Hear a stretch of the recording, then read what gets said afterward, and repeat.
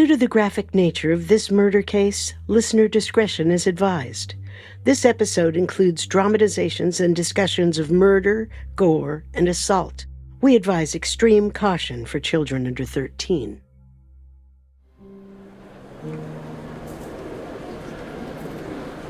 The bustling metropolis of St. Paul, Minnesota looks considerably different today from the wooded frontier of 1839.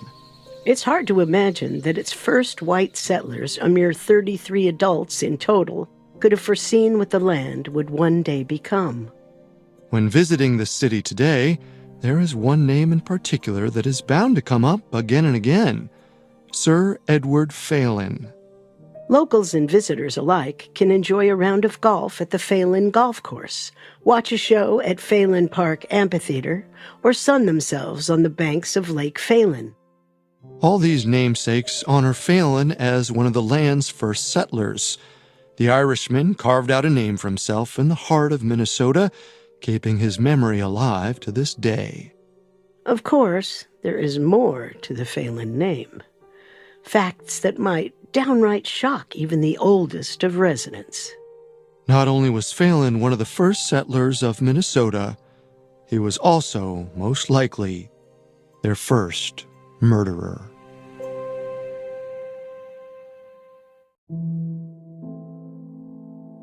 The early life of Minnesota's first murder victim, Sergeant John Hayes, is as much of a mystery as his violent end.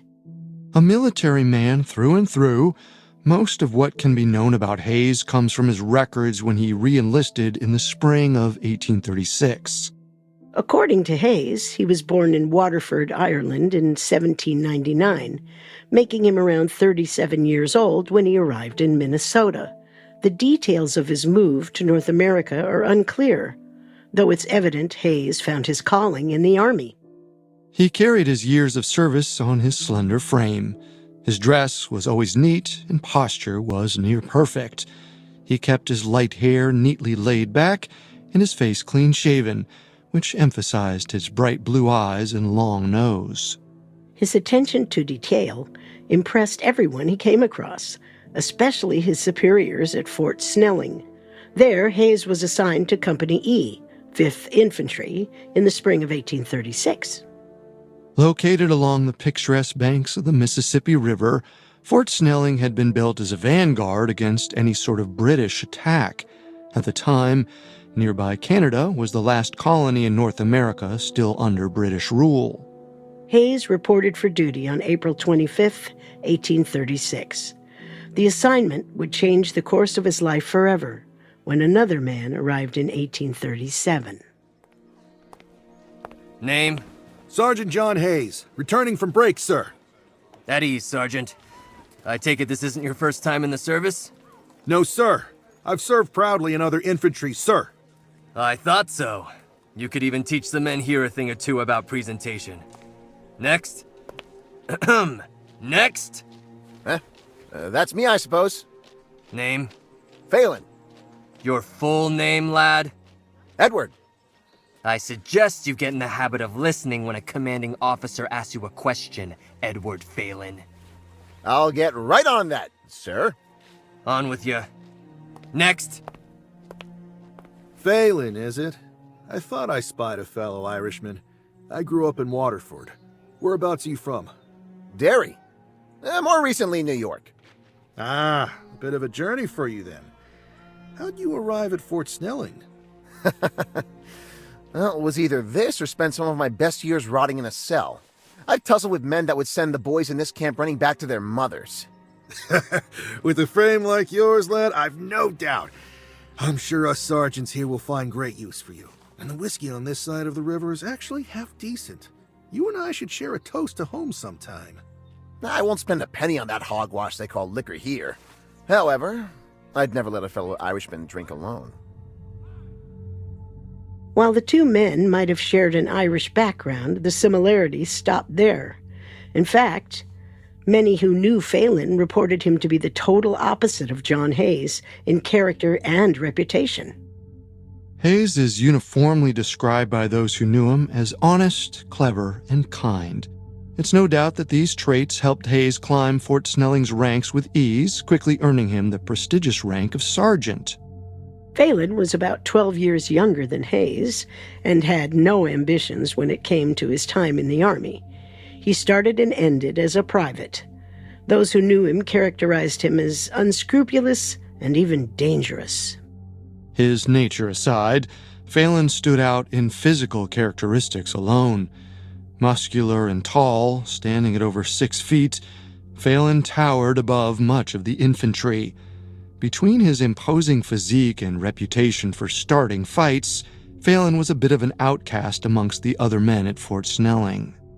The fortress was made up of approximately 250 soldiers. They occupied the land with the first known inhabitants of Minnesota, the Dakota and the Ojibwe tribes, who were rivals. During this time of peace, Fort Snelling soldiers were mostly charged with farming and cleaning while they remained as a deterrent against British military aggression. In 1837, the United States signed a treaty with the Ojibwe tribe, purchasing land that stretched from present-day western Wisconsin across eastern and central Minnesota.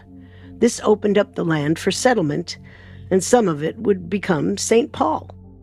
The U.S. settlement of the land was top of mind for Sergeant Hayes. After years of traveling, Hayes had grown tired of moving around and decided to settle right there in Minnesota as soon as his deployment was up. Despite their differences, Hayes saw an opportunity in Phalen in June of 1838. Here's to Snelling and the promise of a better tomorrow. Cheers to getting out tomorrow. I feel sorry for you, Hayes. Cooped up here for another 10 months? I don't mind the work. I might feel differently if I had a woman waiting for me. But in the meantime, the service has always treated me well. And I must say, the land here has grown on me. Aye, we're in agreement there, Hayes. I wouldn't mind a parcel here to call my own. So why don't you cross the river tomorrow and claim one? Ha! I've hardly enough funds. The service doesn't give us all the same treatment, does it, Sergeant? Perhaps we could come to an arrangement that would benefit us both. Go on. Say I send you off tomorrow with enough money to claim 2 tracts of land. One for you, and the other myself. Sounds like a fine idea so far. Though I must confess I'm waiting for a catch. No real catch, unless you mind getting your hands dirty, which I know you don't. You're going to need to construct a cabin. By the time I get out, I'll lodge with you while I build my own shanty. What do you say? Sergeant, you've got yourself a deal. After multiple assignments in the military and remaining a bachelor all his life, Hayes had accumulated a rather generous savings, making $15 a month as a sergeant. Certainly much more than Private Phalen had ever seen, living off his measly salary of $6 a month, according to research by St. Paul historian Gary Brueggemann in his 2013 book on Phalen. The agreement was simple and put into motion immediately. As soon as Phalen was released from the line of duty on June 8, 1839, he journeyed across the river with Hayes' money in his pocket. From there, Phalen fulfilled his promise by securing 2 plots of land, one for himself and the other for Sergeant Hayes.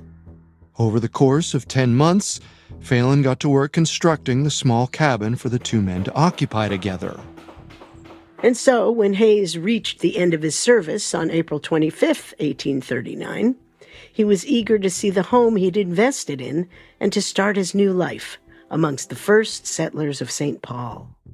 Hayes hustled along the banks of the Mississippi to where Phalen waved at him in front of a small wooden shanty. Ah, there's the sergeant. Welcome home, old man. At long last. I've been trying to picture this place in my mind for months. Come on in, then. Watch your step. So, what do you think? Quarters will be tight. I must say, I did envision something larger.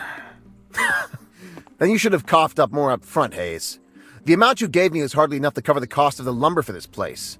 Plus, I've got enough livestock for each of us. You're lucky there's even a roof. Well, it could certainly use a good dusting in here. Jesus, Mary and Joseph. I didn't know you were expecting a craftsman and a maid. Perhaps you could pick up a broom while I inspect the other tract of land. Sorry, Sergeant. I'm afraid my days of taking orders are behind me. Very well. I'll see to it myself. If the cramped quarters and glaring age gap of 12 years wasn't enough, the two roommates likely struggled to shake off the ranks of private to sergeant.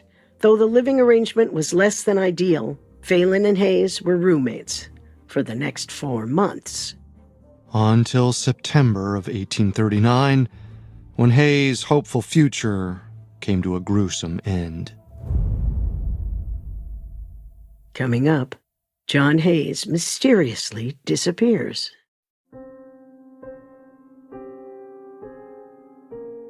"40-year-old Sergeant John Hayes was frustrated with his roommate, Edward Phalen, by September of 1839.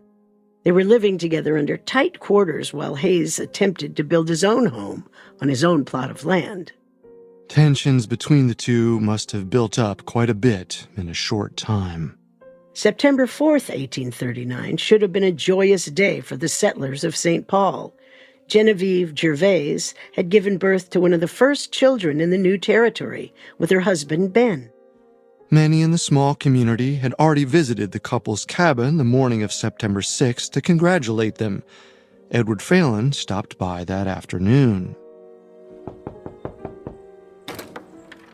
Phalen? What can I do for you? I suppose I should be asking you that, shouldn't I? I wanted to see St. Paul's newest settler. Ah, well, the child is sleeping, I'm afraid, and Genevieve Is that Edward Phalen? Please, come inside. Is Hayes with you? Afraid not.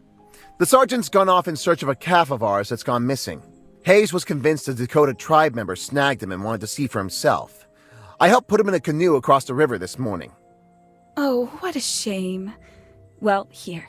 Come on in and have a peek at our angel. I insist. Just be careful not to wake him. 2 days later, on September 8th, Phalen showed up at their door again.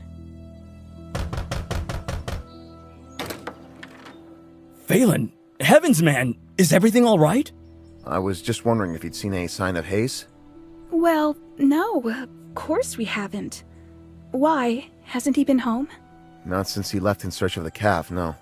The little thing wandered back into the property this morning, but no Hayes. He's probably stopped down by the fur trader's outpost. Down at Hayes and Moore's place. Sorry to have troubled you. Now wait a minute, Phalen. The Justice of the Peace lives just right next door.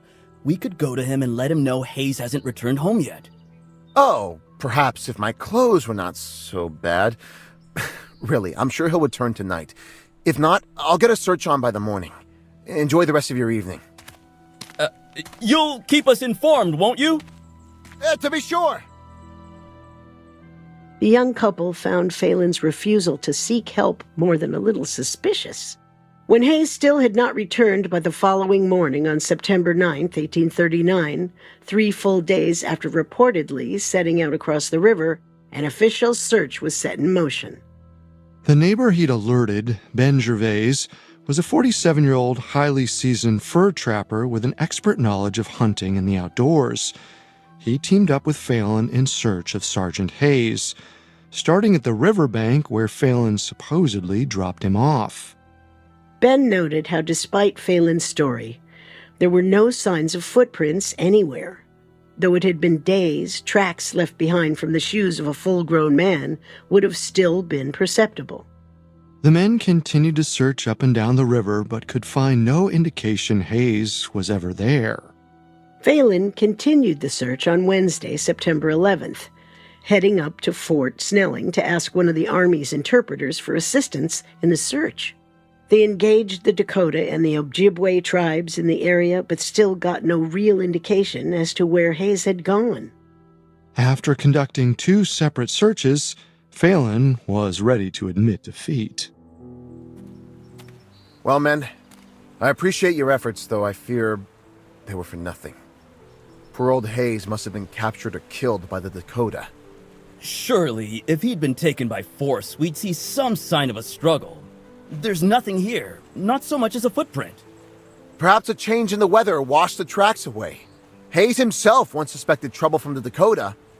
One of the younger boys shot at Hayes just a few months ago. Any hope of finding Hayes was quickly dwindling until 16 days later, when officers at Fort Snelling were alerted to some devastating news. The 40-year-old former sergeant's body had been found. Because this was the first death documented in the region, there were no established procedures for the discovery and handling of a corpse.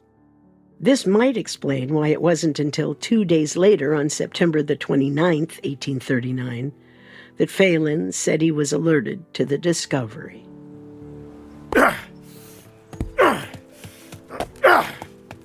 Phalen, it's Hayes. What about him? He's dead. He's washed up near Carver's Cave. Is that right? His face is... well, I'm sorry to tell you this, but we need you to come and take a look at the body. It's just a short way, about a mile down the river. I'll lead you there. That's too dark. I'll head that way at sunrise. Are you certain? Phalen, appearing to be in no real rush, waited until the early morning hours of September the 30th to view the body he'd been notified of. Traveling alone, Phalen made his way down the river to Carver's Cave, where the settler told him the body would be. Hayes was horribly disfigured. Phalen was only able to recognize Hayes by his distinct long nose. Perhaps in an effort to show some sort of reverence for his lost friend, Phalen pulled Hayes' body from the water and covered it in grass and sand. When a doctor finally had a chance to review Hayes' body closely, he was mortified by what he found. I've never seen anything like it. Every bone in his face has been shattered to splinters.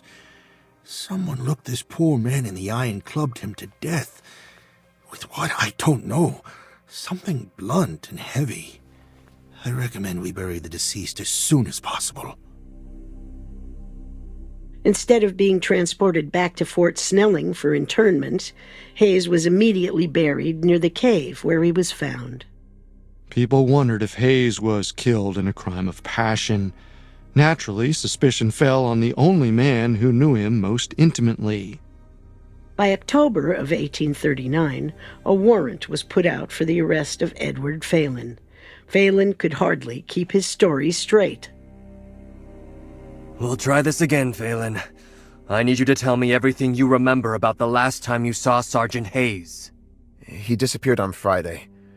I helped put him in his canoe across the river about 9 or 10 o'clock that morning. Did he say when he would be back? He told me to keep a lookout for him around that evening, but he never showed. He was just going to see if a member of the tribe had the calf we were missing. No plans to take it back that I know of. Did he mention anticipating some kind of confrontation? Was he armed? None that I saw. He didn't show any fear or hesitation about the journey, but then again, what military man ever does? What about valuables? Did he have any money on him? Any reason someone might want to rob him? The sergeant was always private when it came to his money affairs. I was his closest confidant. Now, I knew he held on to a good amount of his earnings over the years. He bought our livestock, and I do all the farming to hold up my end. But no, I don't know of any other money he would have had on him. He was, however, wearing his best clothes. I didn't think of it at the time, though I suspect that could have been enough. Phalen's testimony was fraught with contradictions. In it, he states that Hayes was unarmed and alone and had no fear of the Native Americans, though earlier he informed his neighbors that Hayes had been anticipating a confrontation. The mention of Hayes' clothes is also peculiar. The medical examiner noted upon his review that the corpse he examined was entirely naked. It's possible that in the time Phalen covered the body with sand, he could have removed the clothes to further incriminate the Dakota or Ojibwe, who might have seen the clothing as valuable. Or, if Hayes was murdered the night before, on the 5th, and not on the morning of the 6th, as Phalen's testimony would imply, he could have been wearing night clothes, in which case Phalen's disposal of them would be crucial. Phalen's story only made him look more suspicious. Interestingly enough, Phalen also made no mention of his actions on the night of September 5th or 6th, so he had no alibi. Yet, while Phalen had no explanation for his whereabouts, 2 other people did. Coming up, a shocking revelation sends Edward Phalen before a grand jury. Now, back to the story. All eyes were on Edward Phalen in October of 1839. He was suspected of brutally murdering his business partner and roommate, the beloved John Hayes. The middle-aged retired sergeant was slain after taking several blows to the face with some sort of blunt object. As much as Phalen tried to cast the blame aside, the walls of the investigation were now caving in on him. 2 lumberjacks came forward to the Justice of the Peace to share their accounts of September the 5th, the last night Hayes was seen alive. Their testimony was given in a hearing held by the justice and would all but seal the fate of the Irishman. I was up at Fort Snelling with Sergeant Hayes. I knew him well. He was a good man. My partner and I were on our way up to Mendota and decided to rest a bit over at Evans' cabin. Evans served with me over at Snelling, too. Sure. So it was about 9 o'clock at night when all of a sudden there's a knock at the door. Evans goes to answer it, and there's Phalen. He was covered in mud and gripping a canoe paddle. Strange. Did he say what happened? He just told us he'd been looking for his calf when he accidentally fell in the creek. He bunked at Evans' house that night. Then the next morning, my partner and I were heading down the Mississippi around 8 o'clock when we saw Phalen's canoe. Where was he headed? He docked just at his landing. We tried to motion to him, but he appeared not to hear us and headed directly for his cabin on the hill. We were hoping to maybe get a look at his land. So we pulled up at his dock. I noticed a trail immediately and started to follow it some 75 yards. That's when I saw it. Go on. Blood. It looked fresh, and there was a considerable amount of it. It was splattered across the brush. I trekked back to inform Phalen of what I found, but he was already standing outside his cabin. What did he say when you told him what you'd seen?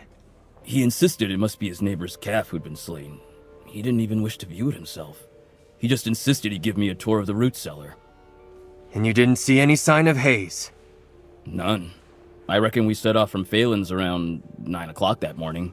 I had to tell you, officer, ever since I heard about Hayes, I can't get that day out of my head. This testimony from the 2 lumberjacks greatly undermined Phalen's defense. The canoe paddle Phalen carried could have easily been the blunt object Hayes was murdered with. Even more incriminating, the mud on his clothes might suggest a frantic attempt to mask bloodstains. Other witnesses went on to say they saw Phalen in his canoe the following morning around 8:30. This created complications for Phalen's account that he helped Hayes set off in the early morning hours. And of course, the blood on Phalen's property appeared fresh and couldn't have been there for longer than a day. The brush around the area was badly beaten down, perhaps suggesting Hayes was dragged over it. Phalen's reaction to learning of the blood is even more strange. If he had been missing a calf, it would only make sense for him to go and check out the scene.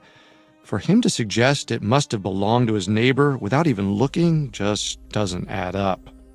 On November 3rd, 1839, the Frontier Justice of the Peace came to the conclusion that Phalen was guilty.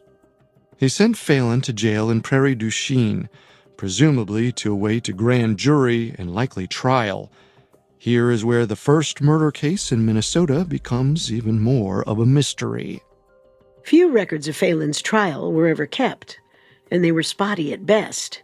What is clear is that Phalen's defense overcame all charges, and Phalen returned to the frontier sometime in the spring of 1840.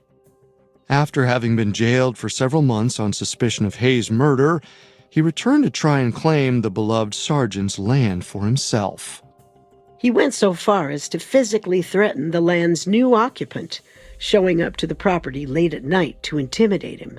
Understandably, the residents of the settlement didn't offer him the warmest of welcomes. In June of 1841, Phalen cut his losses and settled the dispute. He left and headed further upriver. Traveling north, Phalen found a sprawling and wild piece of land. The creek that ran alongside it would later be known as Phalen's Creek. The 239-acre land also contained a large lake and was deemed Phalen's Lake. Phalen continued to farm during this time and lived in relative isolation for 4 years. After selling the land in 1844, he moved once again to the other side of the creek, a territory known as Prospect Hill. This move to Prospect Hill was an advantageous one for Phalen. Perhaps this fresh start gave him the chance to truly become a different man. In the summer of 1848, defying all odds, Phalen was elected as one of 2 representatives for Prospect Hill in the Minnesota Territorial Convention. Life seemed to be better than ever for Edward Phalen until the spring of 1850, when Phalen unexpectedly skipped town. He was indicted by a grand jury on the charges of perjury. The details of his charges remain vague, though without a doubt, Phalen had lied before to the Justice of the Peace more than once during the murder investigation. Nearly 40 years old now, the Irishman slipped out into the night and headed for California. He would never make it there. Somewhere out on the wild plains, on an unnamed plot of land, Edward Phalen was violently murdered. An account states he was the instigator in a caravan of fellow travelers, and they were forced to kill him in self-defense. With that, Edward Phalen took his secrets to the grave. We'll never know if Phalen actually killed John Hayes, but it's not hard to imagine what happened. All evidence points to Hayes being murdered on the night of September the 5th. The same night, Phalen wandered up to a friend's cabin, covered in mud and clutching a paddle. The fact that Hayes was murdered with repeated strikes directly to his face indicates a crime of passion. Phalen was the only person in the region with that close a connection to Hayes, and by his own admission, Phalen had a knack for violence. Perhaps the power dynamic between the 2 men was more than Phalen's fragile ego could handle. One disagreement too many, and Phalen decided to take Hayes' life and land for himself. When looking at motive, means, and opportunity, Phalen easily checks off all 3 boxes, especially since he had time to tamper with the evidence before any medical examiner had a chance to look at the body. He could have even removed all of Hayes' clothing to incriminate the Native Americans. Of course, both the Dakota and Ojibwe practiced peaceful existences. Most would rarely use violence unless provoked, and Hayes didn't make a habit of provoking them. This was just one of many reasons Phalen's explanation seemed flimsy at best. No doubt a sense of karmic retribution and irony hangs over Phalen's violent ending. Yet his name lives on across the streets of St. Paul today. Efforts have been made in the past to have the name changed, but have never gone far. While Edward Phalen may have had a hand in writing his own history, John Hayes was lost to obscurity. Today, he remains a mostly unnamed founding father of Minnesota.